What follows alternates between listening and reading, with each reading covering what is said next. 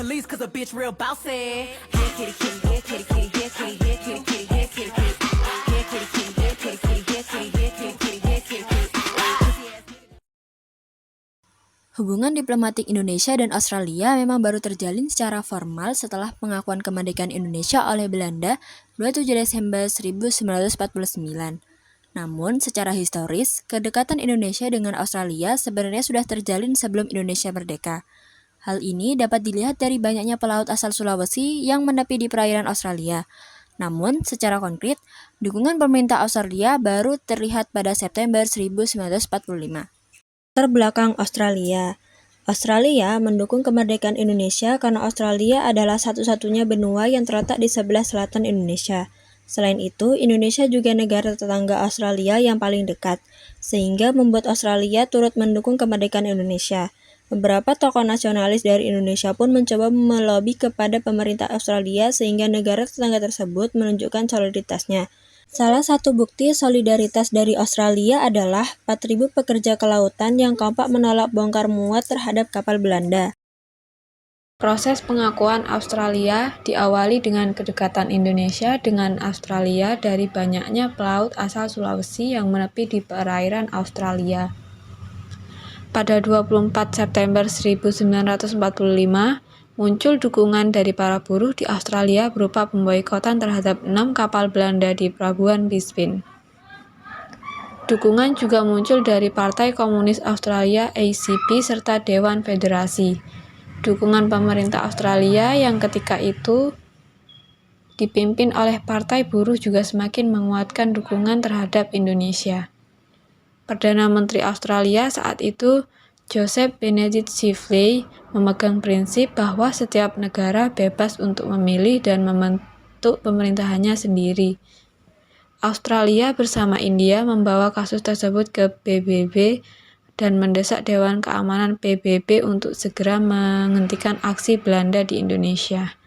Pada sidang PBB 14 Agustus 1947, delegasi Indonesia berkesempatan hadir dengan beranggotakan Sultan Syahrir, Haji Agus Salim, Sumitro Djojo Hadikusumo, serta tokoh lainnya. Akhirnya terbentuklah Komisi Tiga Negara KTN pada 26 Agustus 1947. Australia yang dipimpin oleh Richard Kirby tergabung dalam KTN bersama Belgia yang dipimpin oleh Paul van Zeeland dan Amerika Serikat yang dipimpin oleh Dr. Frank Graham. Atas kontribusinya kelak, Richard Kirby dianugerahi bintang jasa utama sebagai pengakuan atas kontribusinya bagi kebangsaan Indonesia. Sebuah komisi jasa baik untuk menengahi konflik Indonesia-Belanda. Peran KTN mulai membuahkan hasil ketika diselenggarakannya perundingan Renville pada 8 Desember 1947. Namun Belanda kembali melakukan agresi militer 2 pada Desember 1948. Australia pun segera mendesak Belanda agar segera menyerahkan kedaulatan kepada Indonesia. Peran Australia makin menguat ketika KTN berubah bentuk menjadi UNCE, United Nations Commission for Indonesia.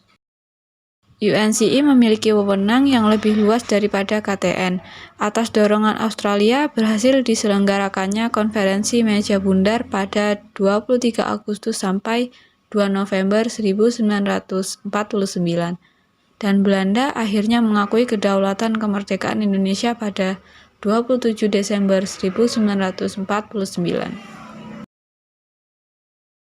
Pengakuan secara de facto. Australia mengakui kemerdekaan Indonesia secara de facto setelah proklamasi 17 Agustus 1945.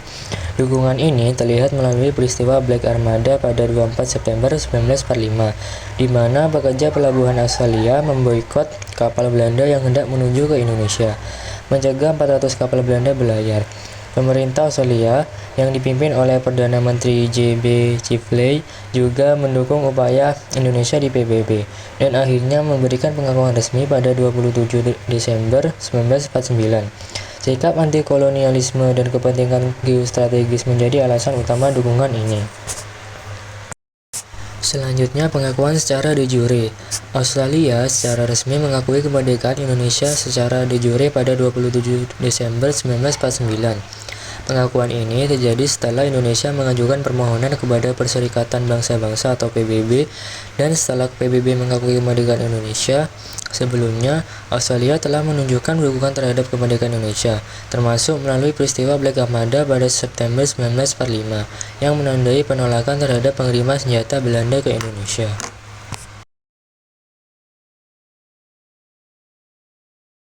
Selanjutnya yaitu mengajukan masalah Indonesia-Belanda kepada DKPBB. Pada 21 Juli 1947, agresi militer Belanda I mulai dilancarkan sebagai langkah Belanda untuk kembali menduduki Indonesia. Pada 31 Juli 1947, bersama India, Australia mengajukan masalah Indonesia-Belanda untuk dimasukkan dalam agenda DKPBB. DKPBB segera menanggapi laporan Australia dan India dengan mengeluarkan resolusi terhadap konflik Indonesia-Belanda pada tanggal 1 Agustus 1947.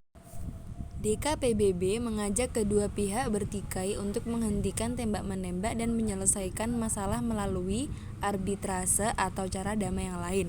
Agresi militer Belanda I diakhiri pada 5 Agustus 1947 yang kemudian diikuti dengan perundingan antara Indonesia dan Belanda di sidang DKPBB pada 14 Agustus 1947. Nah, yang terakhir yaitu menjadi wakil Indonesia dalam KTN. Peran Australia dalam mendukung kemerdekaan Republik Indonesia berlanjut ketika PBB membentuk Komisi 3 Negara atau Komite Jasa Baik pada 26 Agustus 1947. KTN memiliki 3 negara anggota yang dipilih oleh Indonesia dan Belanda, yaitu Amerika Serikat, Australia, dan Belgia. Dalam KTN, Australia menjadi wakil Indonesia, Belgia merupakan pilihan Belanda, sementara Amerika Serikat adalah pihak penengah. Pada 20 Oktober 1947, 3 negara tersebut mengadakan pertemuan di Sydney, Australia, untuk membahas lebih lanjut terkait tugas KTN. Dalam pertemuan ini, Amerika Serikat mengirim perwakilannya, yaitu Dr. Frank Graham, sementara Australia diwakili oleh Richard Kirby, dan Belgia diwakili oleh Paul van Zelen. Nah, pertemuan di Sydney ini menyatakan bahwa salah satu tugas utama KTN adalah menyelesaikan sengketa antara Indonesia dan Belanda secara damai.